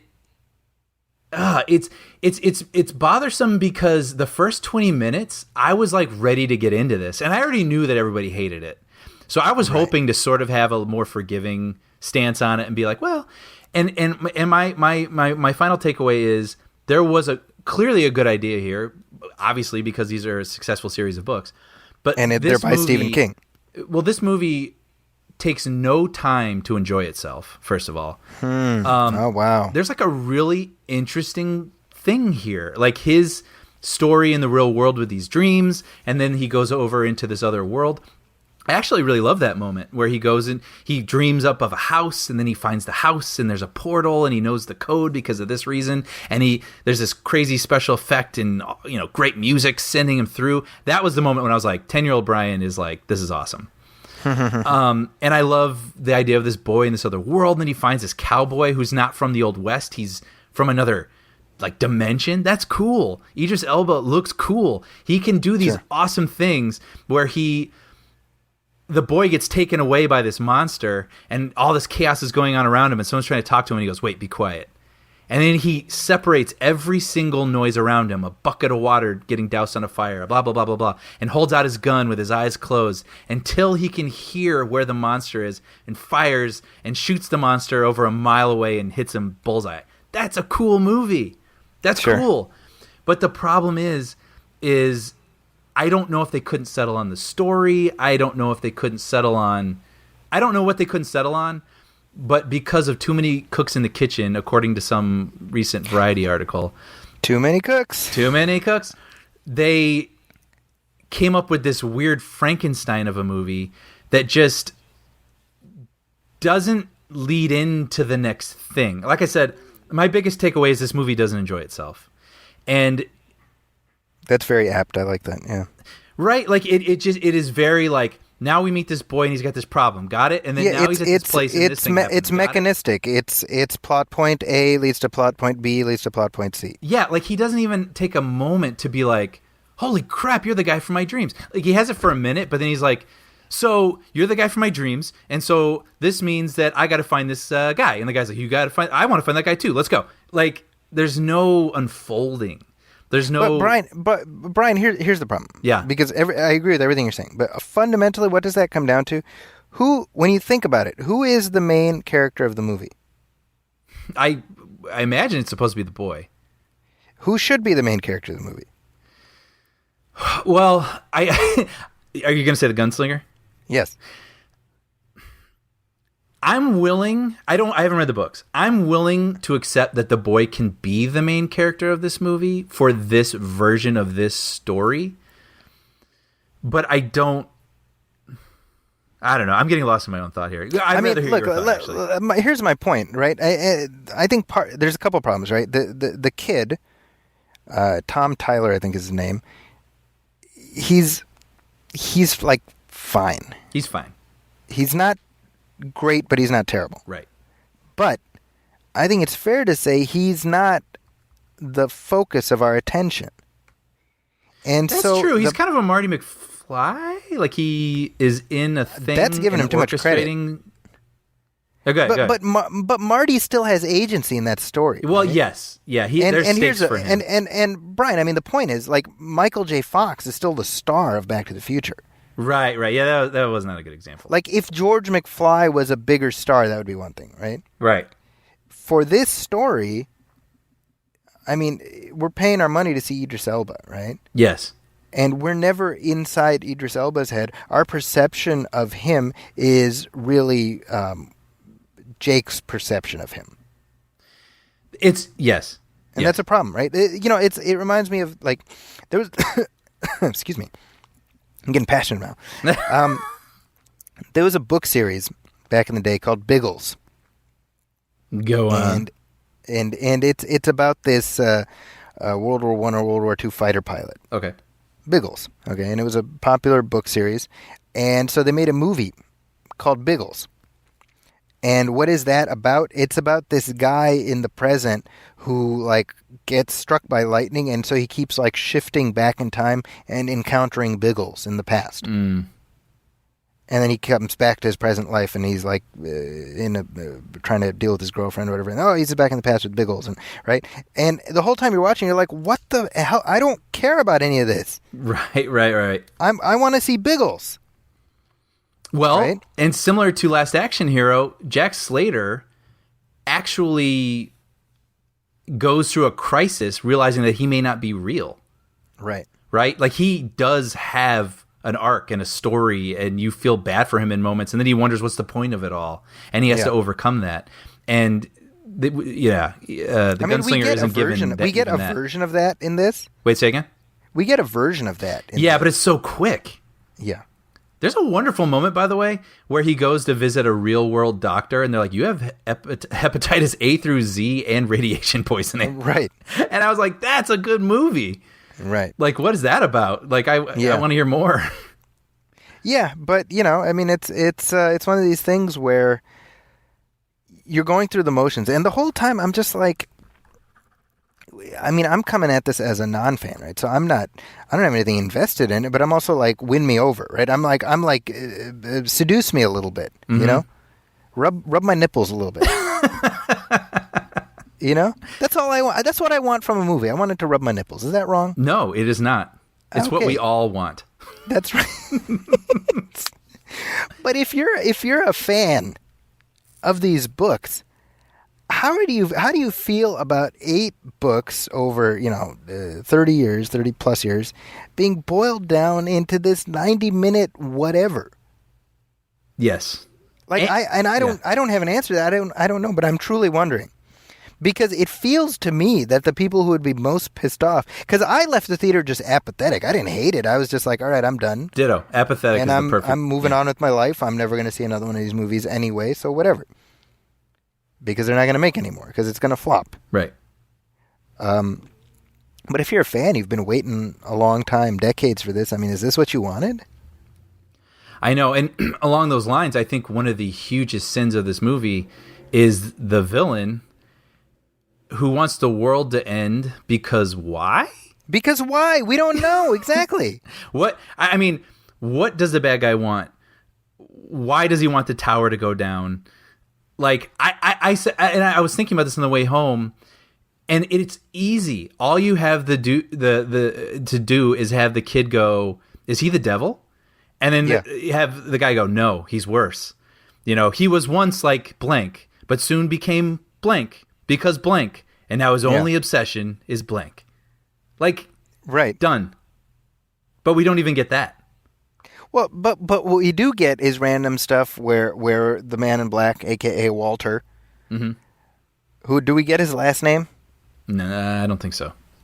See, is it like Wierzbowski or something? That'd be really funny. Walter Wierzbowski. Anyway, he's like, by the way, the gunslinger's gun is made from King Arthur's sword. Anyway, I'm like, wait, what? I know. I forgot about that. Yeah, so, I realized too on the way home? Yeah. The villain in Ace Ventura Pet Detective has a clearer motivations than the villain in this movie. Well, that's damning. If there's I was trying to think of another 90-minute movie that accomplished more in that time span, and for some reason Ace Ventura is what you landed on? And then I was just like, wow, that laces out. Yeah. Well, I mean, any Pixar movie. Yeah. 90 minutes, And by the way, McConaughey is fine, I thought. Yeah. I thought he was fine. I thought both him and Idris Elba both. I really liked Idris Elba in this. It is. If anyone should be super disappointed about this movie, it's him. Yeah, I mean, this should have been his. I mean, he should have been able to cash out on this for the rest of his career. Yeah. Which is a darn shame. But I mean, this is like, I don't know. It's like, what is the Dark Tower? What is it? What is it? Like, oh, it's at the center of this, but what is it?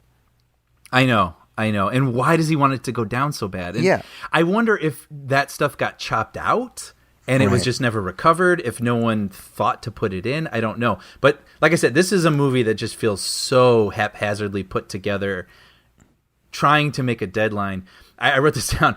This is a movie where you have this sort of attractive henchman girl character forcing the boy into a chair.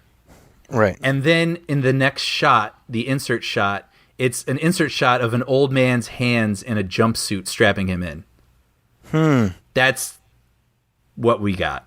Like, that's so they're like, funny. yeah, quick, hurry, it comes out this Friday. You know what I mean?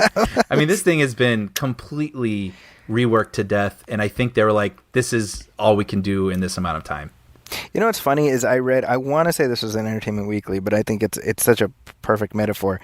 The person writing the review was like, this movie is like the Republican healthcare plan. In the sense that you guys have had how long to put something together and work on this and get it up to snuff, and this is what you came up with? That's pretty funny. And I did have that thought. I'm like, you're a professional movie studio with $70 million. Like, the world, this is what you do. Like, yeah. It's, and I'm not making fun. I'm just like disappointed. Like, this is something we should have liked. And yeah. Also, on a personal level, I used to, when I worked at Bob's Burgers, my friends and I, we used to joke about this character we want to make called Gunn. His name would be like John Gunn with 2 N's. And basically, it was just all these awesome scenarios for him to do crazy things with his guns. And one of them was he shoots a bullet, but it doesn't get as far as he needs, so he shoots another bullet to make that bullet go further and hit the target. And that was what started it all. And then I was truly heartbroken when I saw a similar moment to that in this movie. I was like, well, there goes Gunn. Gunn is gone. Oh, dude. That's really funny. I have another thought. Yeah. I wrote this for you. If a movie features a bright beam shooting into the sky and it isn't blue, is there any beam in your movie at all? I would argue no. It's like, there's another beam. I was thinking about that because, yeah, it's like the beam, the screen beam. Yes. I was like, this is an offshoot, you know? Does this count as a spin-off? Does Brian get a created based on the blue beam created by Brian Hall? Yeah, just because they didn't render it out blue, I'm on to you. Yeah. So, I mean, again, what I said at the start, 90 minutes, it was done, and I'm like, all right, well, off I go. And I you know, I danced a little bit. I kicked up my heels. Because I got home at a non-ungodly hour. That's the most positive. I'll tell you, people in the theater were applauding, and I'm reaching a point now where... What's that? Me too. You know, this happened with Transformers. I'm reaching this point where I just actively despise overly enthusiastic audience members. I'm not saying don't applaud. I'm saying let the thing you're applauding be worthy of your applause. I wonder if it was fans or... The scene in what you described, where you know he does the thing where he like figures out where the guy is by the heartbeat or whatever, and he, you know, shoot, that people started applauding, and I started looking around, just like glaring at people. It was deeply upsetting to me. Well, yeah. So I mean, actually, I like that moment personally. No, I like the moment. I just don't think it's not a breakout into spontaneous applause moment. It's like oh, okay. Actually, that's the right reaction. That's funny. I mean, I anticipated applause. I think after all that build-up and then the cool thing happened, I was sort of waiting for a response from the audience, but we didn't get one. Oh, weird. Okay, so they didn't applaud. No. They applauded at the end. Oh, okay. Well, they were just happy it was done, I'm guessing. But yeah, that's my thing. I didn't think this was a bad movie because it was a bad story. I feel like this is filmmakers... Too many cooks in the kitchen, apparently, according to some article we read, and them realizing it wasn't working and doing whatever they could with the pieces they had to make a coherent 90 minutes and threw it out there, and it just is kind of this scrappy thing with Band-Aids all over it. That's the one thing I will say, though, Brian, I will say this. I think that actually, 2 thoughts. Number one, isn't it weird that we're at the point where Dennis Haysbert is like the dad? I was like, dude, he's like 5 years older than Idris Elba. He can't be that much older than him, right? Yeah. Well, I don't know. He didn't look that much older. I didn't realize that was his father. Right. And by the way, we're talking about stuff that got cut out. It feels like Jackie Earle Haley had more to do. Oh, I didn't even think. Yeah, you're totally right. Totally right. But what I was going to say was I do kind of, I guess, applaud the fact that I'm guessing Sony looked at this and they're like, you know what, let's not throw good money after bad. Yeah.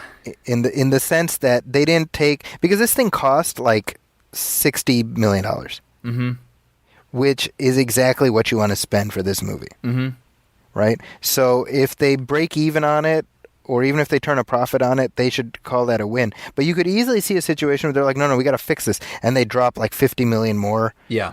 With reshoots or whatever. I almost applaud them for having the restraint to say, you know what, it is what it is, and let the pieces fall where they may. Yeah. Yeah, it's just disappointing. I mean, this could have been a series I could see myself enjoying popping up every now and then. Yeah. I mean, it's, bottom line, it's like my parents always say to me, I'm not angry, I'm just disappointed. Dude, perfect. That's perfect. Well, that's a good place to leave it. You know what I realized? We went through our entire conversation without even needing to go into the spoiler wall. Yeah. So I guess that tells you something. Yeah. But that's a good place to wrap things up here, Brian. Yeah. So as we wind down this conversation, I guess is there anything you want to mention to the audience about anything you have going on? Yeah, well, I'm currently writing for a television show called Puppy Dog Pals, which airs on Disney and Disney Junior. And if you have young kids or love puppy dogs, I'd say check it out. I think you'll dig it. I saw my very first 2 episodes of that this past week. Oh yeah, they were the episodes that you wrote, Brian.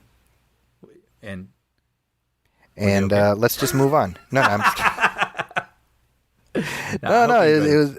The kids were. I took a little video, and I sent it to you, and you could see my 3-year-old, who's kind of like the sweet spot. Yep. Was just utterly enraptured. So that's fun. I'm biased because I work there, but it's a really good show. It's really cute. I mean, I came in after it had already been set up, and was running, and they've put together a really fun show. Yeah, and I think it is absolutely worth checking out. So thanks. Coming up later this month in August, we have Logan Lucky, which I'm sure we'll be talking about. Yeah. We also have the 3D re-release of Terminator 2. Oh, dude, I've seen. I mean, I know that movie as well as I know my own history. you know? And I can't wait to see that in 3D on a big screen. That movie. So that's going to be the first R-rated movie that I take my oldest to. He's like in that kind of sweet spot right there. He's exactly. I mean, he's 10, right? You and I were like 11. 11, yeah. So that's like the exact right age to watch that. So I'm. That's one of those things I've been like anticipating for a couple of months now. I can't wait to hear all about that. Yeah, that's going to be a lot of fun. And then after that, we're going to watch The Green Inferno. So we'll just go dive into the deep end of the R-rated pool from there. We'll make it a double feature. That's kind of funny when you say it that way, that those share the same rating. Well, I want to tell people, if you haven't already, dig into our archives and find our Terminator 2 commentary track. Yeah, because Brian and I had a really fun conversation about that, and we talked about that too, about the rating, how what was considered R-rated at one point is not necessarily the same anymore. Yeah, that feels like a PG-15 or something. You know what I mean? Yeah, like a adult. Right, exactly. Somewhere in the middle. Yeah, but that's definitely top 5 for me. So Terminator 2? I love that movie. Yeah. Oh yeah. It's I'm very much looking forward to sharing that. So I'll share that with him, and I'll share his response with you. Yeah, cool. But as for me, you can find my review of The Dark Tower is up right now at fandor.com. So go ahead and click over there. You can also find me at my website, zackiscorner.com. That's also my Twitter, ZAKIS Corner. That's also my Instagram handle. And look for a new Nostalgia Theater coming up in just a couple days with my commentary track on Star Trek 3, The Search for Spock. with my friend Glenn Greenberg. I also, the previous episode of the show, of the Nostalgia Theater show, is my conversation with John Trumbull about Batman the Animated Series. So we got some really fun episodes of that show. Yeah, I'm not involved with that show, and I love it. Like, I enjoyed the Batman interview. That was really... I grew up watching that, so that was a lot of fun to listen to. And then I keep going back to the commentaries, and I actually just finished the Wrath of Khan commentary, and they're a lot of fun. Oh, you dug that? Mm-hmm. Oh yeah, yeah. They're really easy to listen to. I do, like, while I'm either walking around the neighborhood or doing things around the house. They're, you don't have to sync it up to the movie. They're perfectly entertaining to listen to, and you guys will call out sort of what's happening on screen. Then you get into the history. They're great listens. And Wrath of Khan, by the way, is also coming back to theaters in a few weeks. So that's cool. another one that you should go see that. I was going to say I should take my brother to see that. Has he never seen Wrath of Khan? He's never seen a Star Trek film. Oh, dude, I mean, he's seen the one. J.J. Abrams ones, and he's really dug them. He's dug all three. So really? I think it would be fun for him to kind of go back and see that. Go see it. Yeah. Go see Wrath of Khan. You owe it to him. Yeah. Yeah. But as I do each and every episode, I want to encourage you to go to iTunes, leave a review, leave a star rating. Every little bit helps. Also hit like on our Facebook page, facebook.com/MovieFilm Podcast, and you can send comments there. You can also email us at moviefilmpodcast@gmail.com. We've gotten lots of great suggestions for commentary tracks, and we are absolutely going to be increasing our commentary output in the weeks and months ahead. Those are fun. Mm-hmm. Those are always fun to do. So on behalf of my partner Brian Hall, my name is Aki Hassan. This has been Movie Film 126. We will be back in just a few weeks. Thanks for listening. Welcome, friends, it's the Movie Film Podcast. Enjoy the show. Zachy and Brian are talking about movies. Movie Film Podcast on the radio.